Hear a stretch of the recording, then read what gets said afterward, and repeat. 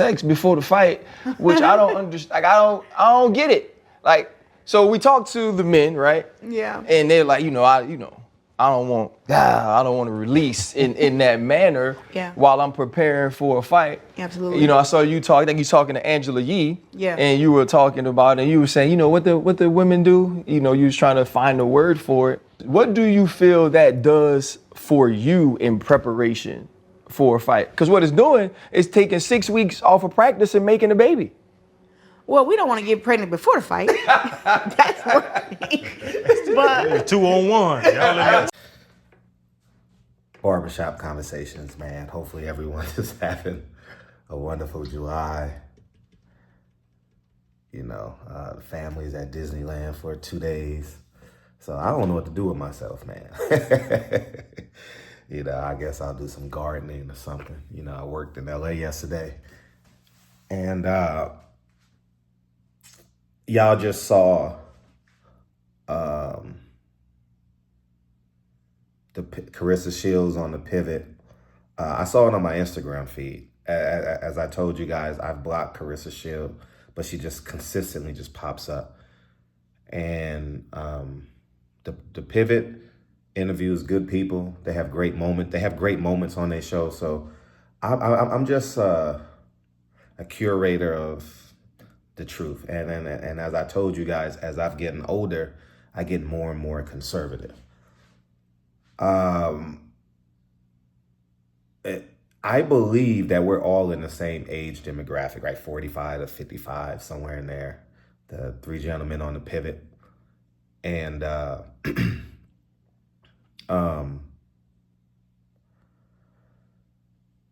just think as we got to be real OGs. We got to reestablish what OG is. It has to be, instead of being original gangster, it has to be original God-fearing. The origins of God-fearing men, And I think three married men having a conversation with a woman who's dating a married man is simply ungodly. And as I've gotten older, I've realized death can happen at any moment, right? Any moment, death can. And why I say that is, I don't know when my time is gone. So I have to be prepared. And Fred Taylor, Shannon, Ryan Clark, you have to be conduits of God's word, no matter how cool it is for clicks, no matter how cool the conversation is. There are private conversations and there are public conversations. And I believe you have to make a concerted effort not to be shock jocks. And the reason why I'm saying that is because they have professed to be God-fearing men. I didn't see the episode, but I heard it on Instagram where Shannon's father passed away. God bless. What's Shannon's last name? God bless your bloodline. And everyone professed to be God-fearing. Well, if you profess to be God-fearing, you can't, married men with gray in their beard like me can't talk to a unmarried 30-year-old woman about sex. And you want to take it to the next level, you can't talk to a 30-year-old woman as God-fearing men. Forget black. We're not going to talk about black. I'm going to get there in a second. About sleeping with a married man, a legally married man. It's just plain and simple, man. I've committed a multitude of sins. I don't want to make this video about me, and I never glorify. I don't glorify it. I don't glorify the gang life. I don't glorify, I don't,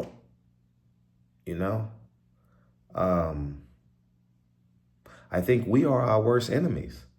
It's not the police. It's not the government. It's us. And now Carissa Shields going into fight week, and they posted it because it came on my timeline. instead of her being a fighter, she's sexually deviant. She's sexually promiscuous, because we are a nation of Christians, right? Big mama with the big hat on every Sunday. So they're basically destroying her brand. Where happened to women etiquette, man? I thought women crossed their legs and wore pearls in interviews. Now they show cleavage and wear chains. I'm not just talking about Carissa Shields. They're half naked on every Instagram post. How many more Instagram posts do you got to be half naked? Just saying. And if you're pointing the finger at me, both things can be true. You know what I'm saying? It's not, well, you do this and you're wrong. No, wrong is wrong. So if I'm wrong here and you're wrong there, we're both wrong. You get what I'm saying? I don't like when people like to compare and contrast sins. I always say, if you know me privately, what are the results? Forget the conversation on the internet. Forget what are the results of your actions. And I think it's just flat out demonic how we frame, quote unquote, our black queens, Ryan.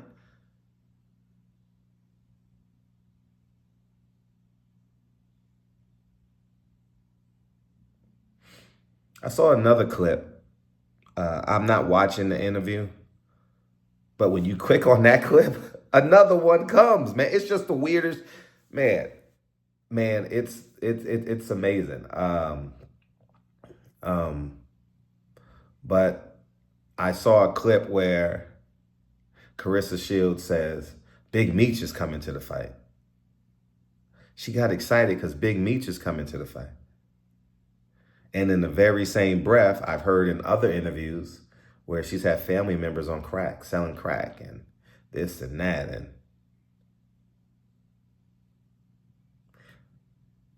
family has succumbed to drugs and alcohol. According to Leon Muhammad, her father succumbed to drugs and alcohol in some variants, selling it or doing it. I don't know. But he did prison time with Leon Muhammad. And we're celebrating Big Meech.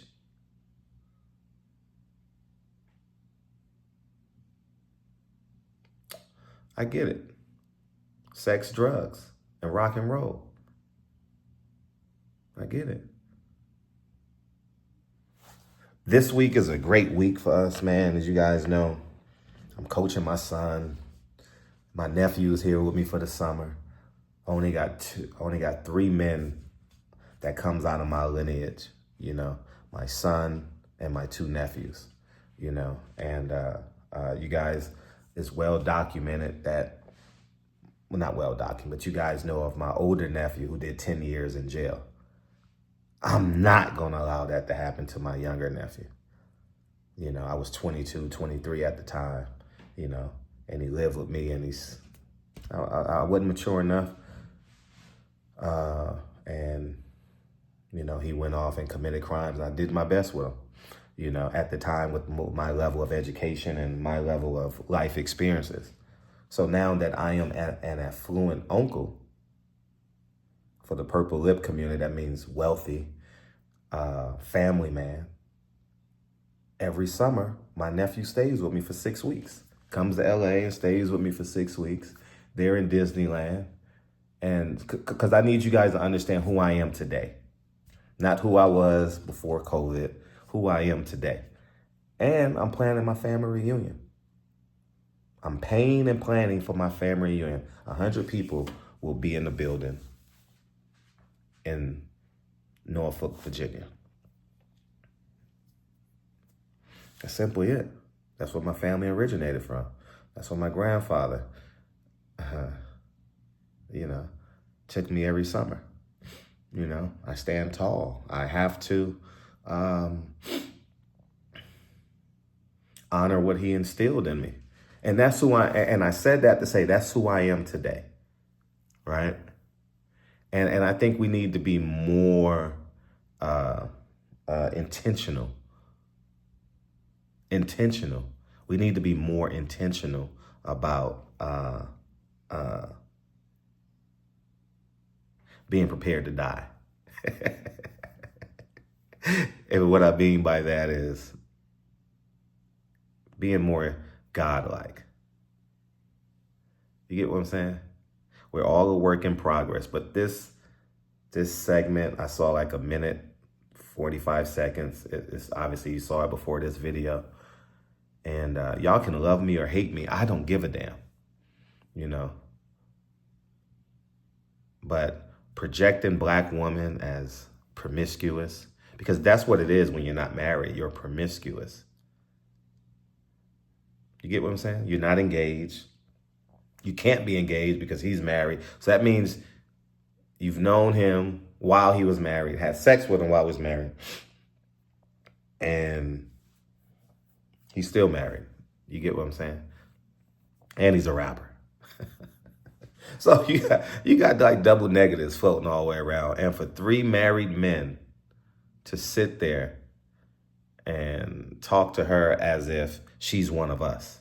She's not one of us. She ain't put in, she ain't tied her kids and brushed her teeth and made breakfast for 3 kids and running late for work because she got to take the kids to school. And while dad is out there hustling, and she ain't did that yet. Why are we honoring her as if she is that? She ain't made a vow before God. We have Ryan. What's the other 2? Ryan, Fred, and Shannon. We've made that vow. We've stayed committed. We've gotten over the arguments. We've gotten over financial instability. We've gotten over, do we serve God in this moment or do we go get the money?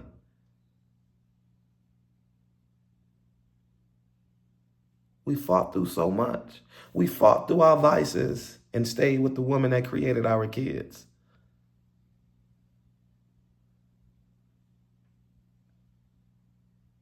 This is an honorable conversation. Y'all can dumb it down and say, oh, well, this and that, and have at it. I'm not there with you. I'm 47, dog. I'm in the twilight, dog, and I'm not playing. I'm not playing. I'm in the twilight. Maybe I got 30 left. Hopefully I can get 40. I ain't out here playing. And I hope this message is received by some 21-year-old man. They got the whole world in front of them that's in between trade school, college, thinking about proposing, marriage. Hopefully I inspire you because I'm the real OG. Big Meech ain't the real OG. Praising Big Meech for coming to your fight is disgusting. He destroyed Detroit when I was a kid.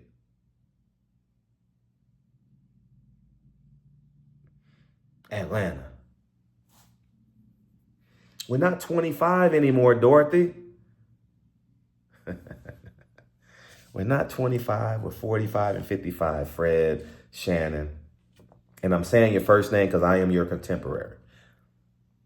And I don't dislike you. I think y'all have great moments. During COVID, I haven't watched it as much after COVID because now our lives has picked up and you're like 2-hour shows, 3-hour shows, 1-hour shows. So I don't have time to watch it, you know. But during COVID, y'all had some good moments, man. Great moments. You know, I believe I even reposted a few of them, did videos on them, you know. We got to grow. We got to evolve. Yeah. Muhammad Ali, I'm going to paraphrase this quote. He says, being 25 and making mistakes or something like that is being 45 and making the same mistakes as you were when you're 25. Be a journalist. Be a journalist. Cut off all the fat. You were afraid to ask her about a marriage. She's currently dating a married man. And we sit and twiddle our fingers for clicks like it's cool.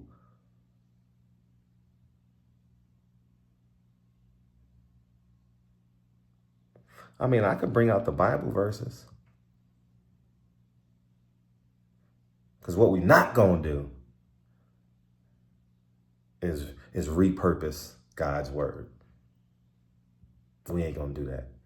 Talk to your pastor, Fred. Talk to your pastor, Ryan and Shannon. It's time. It's not about race. Listen, I'm be candidly honest with you guys.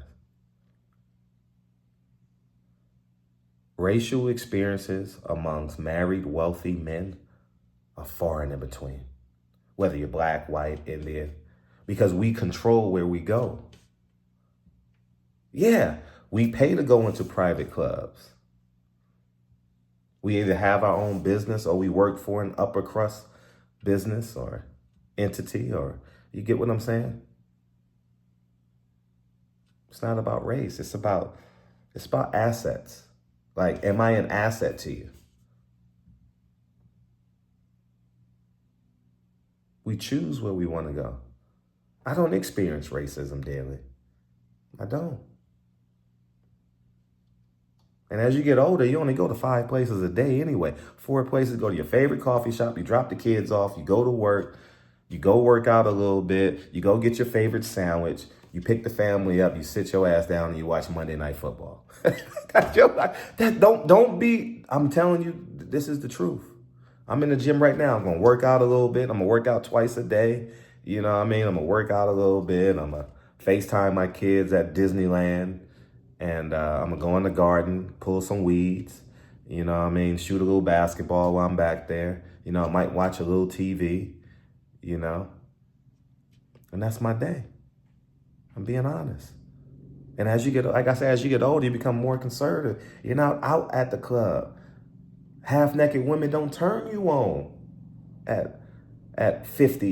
You look and say, oh, she's beautiful, but you don't like obsess, like, oh my God, like you were when you're 25. Nah, you're preparing a table, right? You're preparing. Because once a man, twice a child. I did a video on that about 3 weeks ago. All right. So y'all go ahead and have a beautiful day. Hopefully you guys are having a great summer. It's a little overcast today here in LA. But yeah, a little overcast. And let's have this conversation, man. I'm gone. Peace.